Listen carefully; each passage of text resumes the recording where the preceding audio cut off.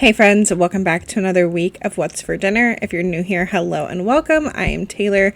I'm a stay-at-home wife and mom, and I share What's for Dinner videos just like this every week. Typically on Mondays is when I share them, but this week I am sharing on Tuesday because my husband Andy was off Saturday, Sunday, Monday, and so I didn't feel like editing while he was home. So here I am Tuesday morning getting this video edited and uploaded for you guys to watch this evening.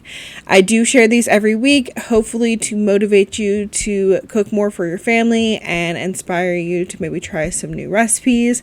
As always, any recipes that I mention are linked in the description box down below. Now let's go ahead and get into this week's What's for Dinner.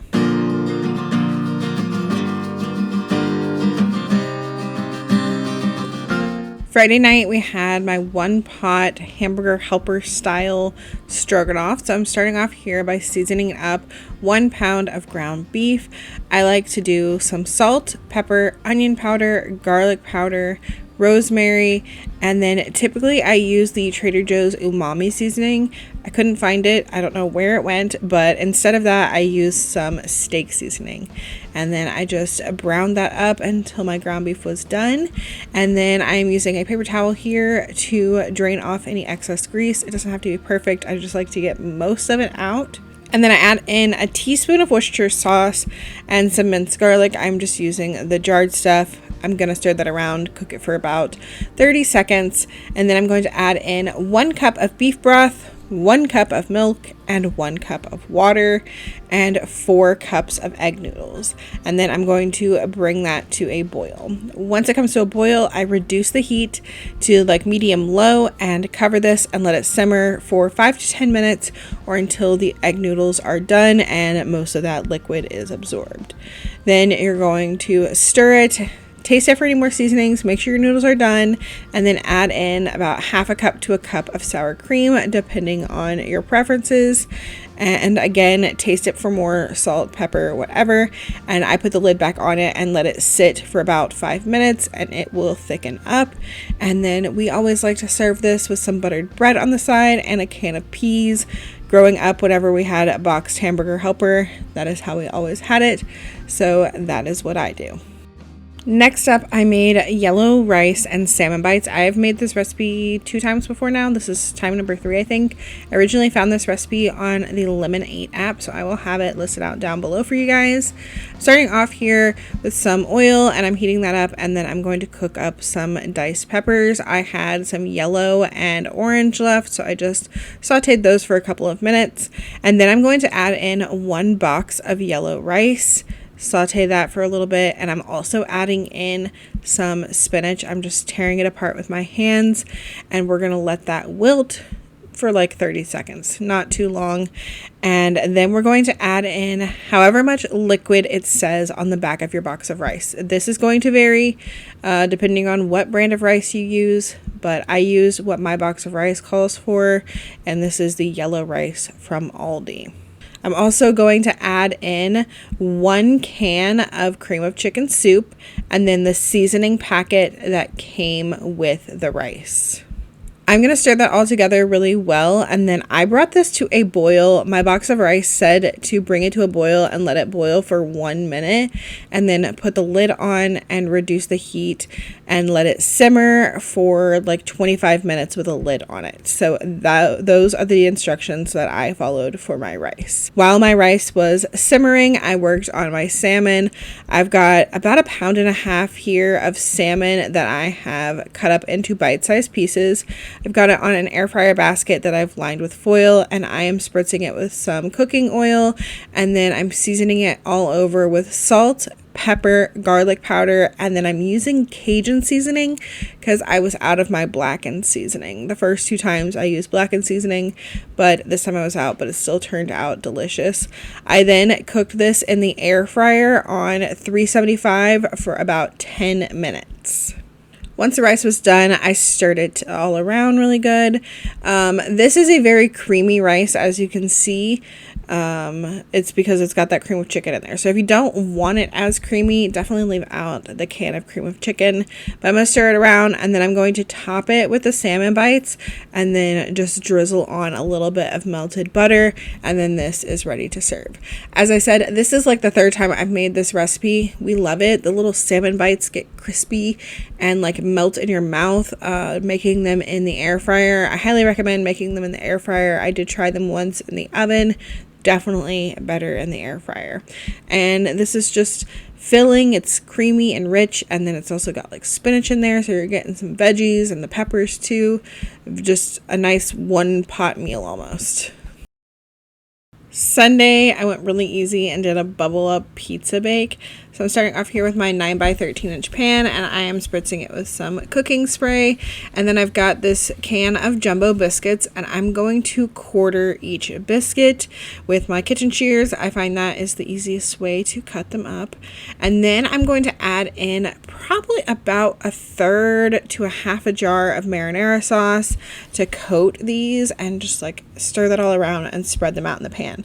This pan was a little large for only one can of biscuits. I think I would definitely recommend either doing this in like an 8x8 or using 2 cans of biscuits if you're going to make it in a 9x13 pan. Sometimes I also add in like ground beef or ground sausage and mix that with the sauce, but I was not feeling like that when I planned this meal. I was like trying to be cheap and easy, and if I don't have to cook the meat, then it's super easy. So I top that with some shredded cheese, and then I'm also topping it with pepperoni, and then I stuck this in the oven on 400 for about 20 to 25 minutes until the biscuits were done. Everything was melted and golden. I let it cool for just a couple minutes, and then we pulled it apart and had that with a large salad on the side. And then some of them had some extra marinara sauce for dipping. I think everybody had some except for me. I dipped mine in ranch. Monday night we had Mississippi pot roast, which I've shared so many times on my channel. It's definitely a family favorite.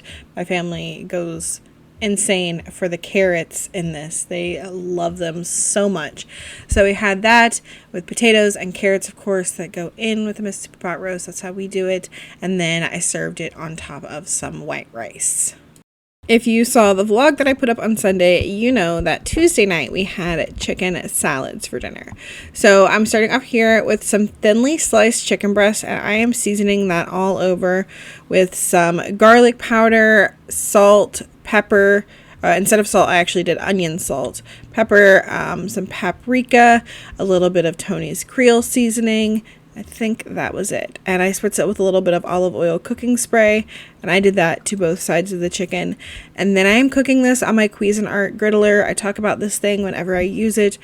It is amazing. I love it so much. This chicken was done in like 5 to 6 minutes. You just put it on there. I use the griddle side, close it up. It's like a panini press, or like a George Foreman. But I like this so much better. The plates are removable. It also has flat sides. It also opens up to B flat, where you can make like pancakes on it. It also has additional plates that you can buy to turn it into a waffle maker, which I also own. So this is also my waffle maker. But that's enough about the Cuisinart griddler. If you are interested, it is linked down below. We love it. But I cook the chicken on that super quick, super fast, and then I let it rest for a couple minutes. Diced it up, and then I call everybody in to make their salads or plate of salad stuff for Lily. So we've got hard-boiled egg, bacon, a mixture of iceberg lettuce and spinach, carrots, cucumber, croutons, some French fried onions, Parmesan cheese, cheddar cheese, ranch, and the Aldi brand Italian dressing. And I think that's everything. And then everybody just made their salads how they preferred. Or like Lily, she does everything on her plate except for lettuce and dressing. She doesn't want any of those. And then Elijah likes to have everything on the side and me to just put the dressing and like Parmesan cheese on his lettuce. And then he builds the salad himself on his plate. Even though he was making his plate this time, he still wanted it that way. And then I had, I think, a little bit of everything. And then I showed you guys my bowl without the dressing on it, because once you put the dressing on it, it starts to look kind of ugly and you can't even tell what's on the salad. And then Andy came in and made his, and I did not get a single picture of his salad. But that was dinner for Tuesday. Wednesday night we had smoked sausage Cajun Alfredo, which I have made this recipe before, but this time I decided to do a little addition to it because of something that we had in the fridge I wanted to use up. So I'm starting off here with some smoked sausage that I have sliced up, and I'm just going to get that browned. While that's browning, I brought some salted water to a boil to cook up 8 ounces of pasta. I'm using this Mafalda pasta. I thought the shape of it would pair really nicely with the Alfredo-y sauce. So now that my sausage is browned, I am adding in a bunch of spinach, which is not something that recipes usually calls for, but I thought it would be really good in this. Add some extra veggies and use up some of the spinach that I had in the fridge. So I let that wilt for about a minute, and then I'm going to add in 2 cups of heavy cream along with some seasoning. I am going to add in some pepper, garlic powder, and Cajun seasoning, and then I'm just going to let that simmer and come to a boil. And then once it comes to a boil, I'm going to reduce the heat and let it simmer gently for about 5 minutes until it begins to thicken. Once that sauce has thickened, I'm going to add in a bunch of shredded Parmesan cheese and mix that in. And once it's all melted, then I'm going to add my pasta to the sauce and mix that all around really well. Make sure you taste this as you're cooking it for seasoning. Sometimes the Parmesan cheese can be kind of salty, and so you don't want to add too much salt in the beginning, but once you add that Parmesan cheese, you can taste it, see if you need to add any more salt or pepper or even a little bit more of the Cajun seasoning. To go with this, I just served it with a bag of steamed broccoli. I added some butter to that, a little bit of garlic powder and salt and pepper, and served that on the side of our pasta. And this was delicious. I loved the addition of the spinach in it. Nobody complained about it, and we got a little bit of extra veggies. Thursday night, I made chicken stew, which I feel like I made this before, and we didn't really love it, and then I just made it again and we didn't really love it. I don't know why I did that, but this time I made sure I went and took it off my Pinterest board and moved it to the food we made and didn't like. And there's nothing wrong with it. It was just nothing special at all, and I don't want to make it again because of all the chopping you have to do for it to not even be that great. So to my crock pot, I have added a diced onion, 2 stalks of celery diced, a whole bag of carrots diced, and a whole bag of the baby potatoes halved. And then I'm adding in a bay leaf, some salt, minced garlic, dried thyme, and some poultry seasoning. And then I'm doing 4 cups of chicken broth. I gave that all a good stir, and then I'm topping it with some chicken thighs, which I think that's part of the reason we did kind of like it this time. I think maybe the first time I made it with breasts, but the thighs were definitely way better in this. The chicken was awesome, but the veggies didn't have a lot of flavor. I feel like it needed more flavor. I also feel like the broth needed to thicken up more. Maybe it didn't need as much broth. I topped the chicken with some poultry seasoning and salt and pepper, and then cooked this on low for 6 hours.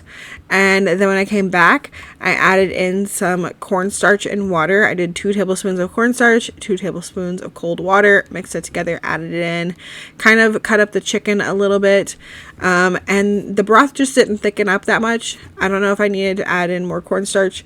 I'm wary of adding in too much cornstarch because once you add in too much, you can really start to taste it. So we just ate it as it was. It was kind of soupy and brothy. I feel like it would have been better maybe over some rice. But it was just okay. definitely not something I would recommend trying, but it fed us, and that is the important thing. But that is going to be it for this week's What's for Dinner. I hope that y'all enjoyed it. If you did, make sure you leave me a thumbs up, and make sure you comment down below and let me know if you plan on trying any of the recipes that I mentioned here today. And also, you can leave me a smiley face emoji down there as well to let me know you made it here all the way to the end. I hope y'all have a great week. I will be back tomorrow with a grocery haul. Bye.